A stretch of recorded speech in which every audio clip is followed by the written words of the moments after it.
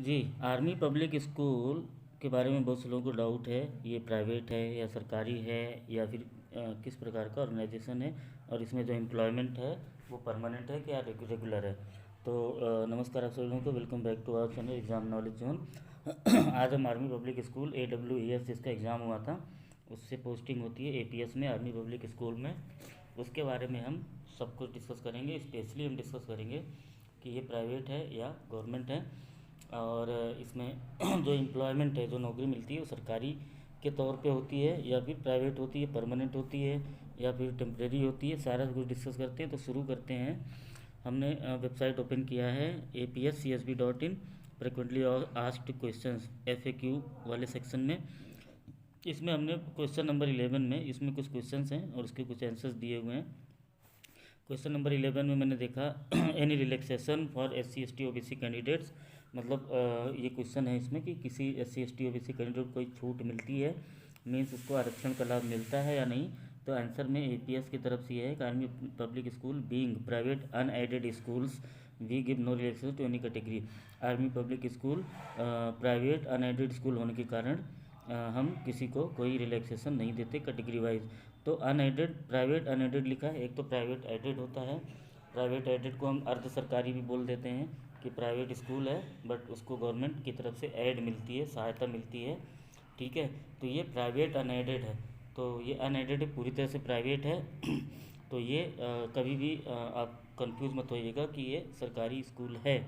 लेकिन यहीं पे हमें बता देना चाहते हैं कि ये प्राइवेट स्कूल होने के बाद भी अगर इसमें आपका सिलेक्शन होता है तो ये किसी सरकारी स्कूल से कम नहीं है। अगर आप रेगुलर वैकेंसीज, ज़्यादातर वैकेंसीज रेगुलर निकलती हैं, रेगुलर भी रहता है, टर्म बेस्ड रहता है, एडहॉक रहता है। तो एडहॉक में वो फिक्स बता देते हैं इतने साल के लिए, टर्म बेस्ड में वो रिन्यू करते रहते हैं, और रेगुलर में रेगुलर रहता है बट 3 साल तक आपको रेगुलर नहीं करेंगे, 3 साल 5 साल बाद आपको रेगुलर कर देते हैं। तो प्राइवेट होने के बाद भी बहुत सी संस्थाएं भारत में ऐसी चलती हैं जो प्राइवेट संस्थाएं हैं बट वो रेगुलर कर देते हैं, और उनकी सैलरी किसी गवर्नमेंट इंस्टीट्यूट से कम नहीं होती, ज़्यादा भी हो सकती है और इक्विवेलेंट भी हो सकती है। और बहुत से एम्प्लॉय पूरी लाइफ टाइम इसमें अपना एम्प्लॉयमेंट करके अच्छी खासी जो है अपना बना लेते हैं।